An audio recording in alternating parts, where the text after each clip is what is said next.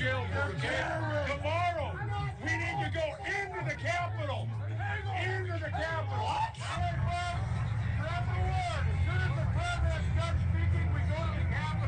As far as we can find, this individual has not been charged with anything.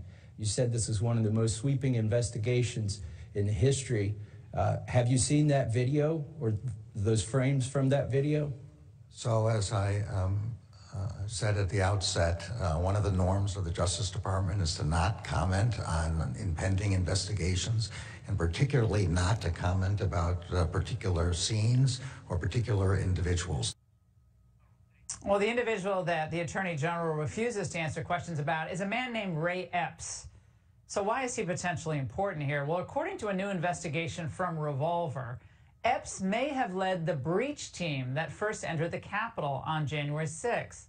Moreover, Revolver also reports that the FBI stealthily removed Ray Epps from its Capitol violence most wanted list on July 1st. Why would they do that? Congressman Thomas Massie has been looking into this, joins me now. Congressman, what did Garland's reaction there tell you? I mean, they aren't supposed to comment on ongoing investigations. He's right about that. But this Epps thing, when they were getting grandma, hauling grandma in for questioning, but this guy doesn't get, he's just kind of disappears. Very odd. Well, look, in light of the recent revelations that half the plotters in the Whitmore kidnapping plot were FBI agents or informants or assets, and in light of that video, which in part of that video, Laura, the crowd is chanting "Fed, Fed, Fed" at the gentleman in question. I thought it was only fair to give Merrick Garland, the chief law enforcement officer of the country, a chance to clear this up. Look, yeah. I'm not, he can comment. By the way, I followed up with another question. I said, okay, don't comment on any of the suspects.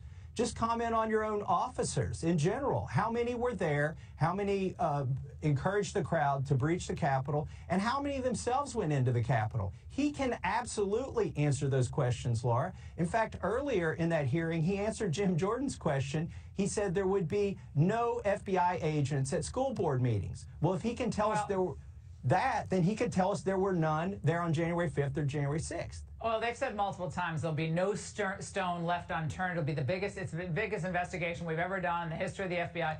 But you just mentioned this, Congressman, so we need to play it. The moment that the crowd seems to be onto him. Watch.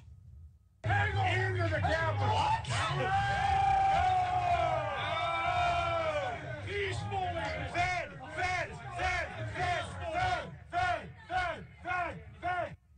Oh, Congressman, the crowd was highly suspicious that the feds were trying to infiltrate the rally there. Has anyone been able to explain this individual not being in custody, questioned, removed from any kind of list that the FBI had assembled? It's highly suspect that his picture was on the FBI webpage, and then they took it down after 6 months. And I thought this was a sweeping investigation. This begs another question, Laura. If the Attorney General's not going to answer any of our questions in the Judiciary Committee about January 6th, then why does the January 6th committee, Pelosi and Cheney's committee here in Congress, exist? I presume he's not going to answer any of their questions either. Then why does that committee exist? Merrick Garland, we should give him another chance. He should come on TV and answer this question. We're not asking about anybody who's going to be convicted. We're only asking about his assets and his agents.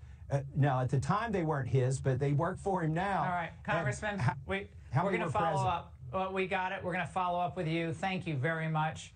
We'll get back to that and an exciting announcement next.